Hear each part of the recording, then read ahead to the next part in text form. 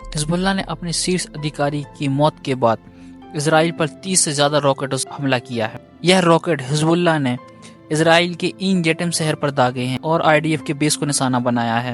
Hezbollah ने यह हमला इसराइल के दक्षिणी लेबनान में हिजबुल्लाह के 2 आला अफसरों को ड्रोन से निशाने बनाने के बाद किया था।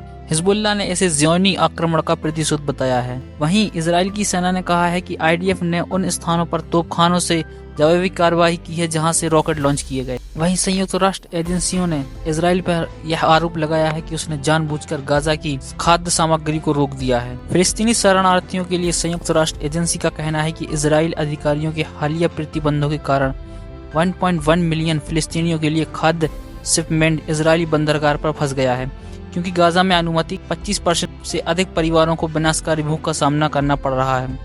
यूएनडब्ल्यू के निदेशक फिलिप लाजरीनी ने शुक्रवार को कहा है कि तुर्की द्वारा दान किए गए भोजन का एक काफिला इसराइल के बंदरगाह शहर अशदोद में एक हफ्ते से खड़ा है। एजेंसी ने कहा है कि इसराइल के ठेकेदार के साथ वे काम करते हैं।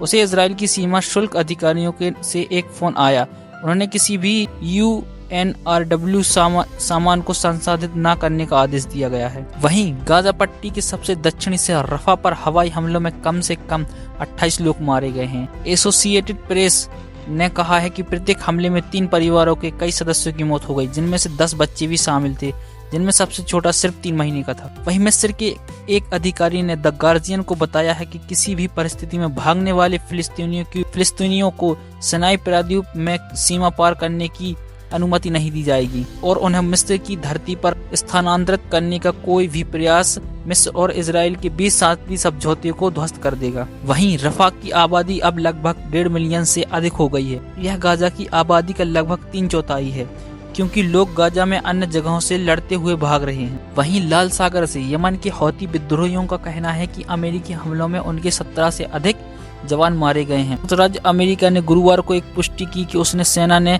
मिसाइल लॉन्चरों के खिलाफ कई हमले किए थे, क्योंकि हौती लड़ाके उन्हें लाल सागर में वाणिज्य यानी व्यापारिक जहाज और अमेरिका युद्धपोतों के खिलाफ लॉन्च करने वाले थे। राजधानी सना में सार्वजनिक अंतिम संस्कार के बाद ईरान समर्थित यमनी विद्रोही समूह हौती ने शनिवार को अपने आधिकारिक मीडिया के माध्यम से कहा है कि अमेरिकी हमलों में कुल 17 से अधिक हौती लड़ाके मारे गए हैं।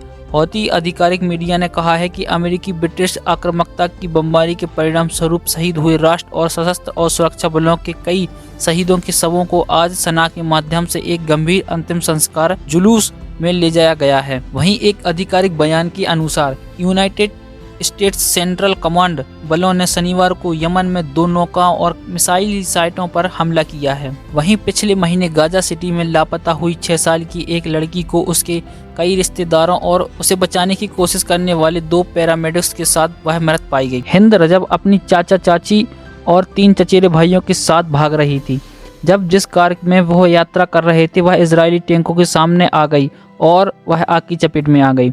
हिंद और आपातकालीन कॉल ऑपरेटरों के बीच कॉल की ऑडियो रिकॉर्डिंग से पता चलता है कि कार में जीवित बच्ची एकमात्र 6 वर्षीय बच्ची अपने रिश्तेदार के शवों के बीच इजरायली सेना से छिप रही थी। उसे बचाने के लिए किसी से उसकी गुहार तक खत्म हो गई जब अधिकारियों की गोलियों की आवाज़ के बीच फ़ोन की लाइन कट गई।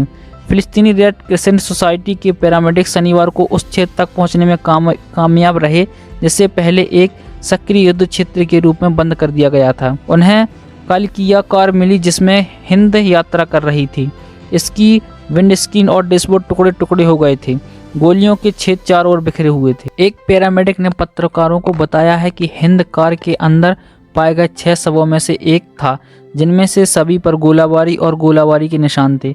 कुछ मीटर की दूरी पर एक अन्य वाहन के अवशेष थे, पूरी तरह से जल चुका था। उसका इंजन जमीन पर गिरा हुआ था। अल जीनो और अहमद अल मधोन मारे गए हैं जब एम्बुलेंस पर इजरायली बलों द्वारा बमबारी। वहीं इराक में अमेरिकी रणनीति कमजोर पड़ती हुई।